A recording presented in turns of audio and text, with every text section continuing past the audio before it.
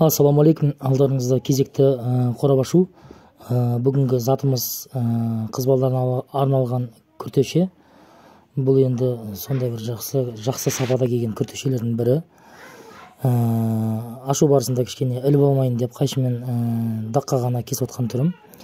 Енді бұның түсі жаңағыдай ақшыл қоңыр. Бұлай видеода сәл қоңыр бұл көрініп тұр, бірақ ақшыл қоңыр. Жалпы салмағы да, несі да өте бір качествосы, былай айтқанда сапасы күртешенің өте мықты екен.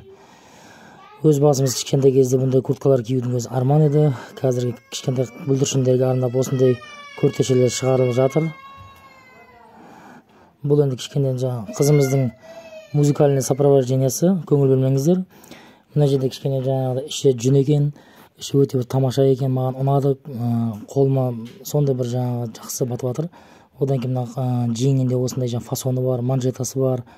Былай айтқанда қыз баласы таза қызғарлықтай күртеше екен.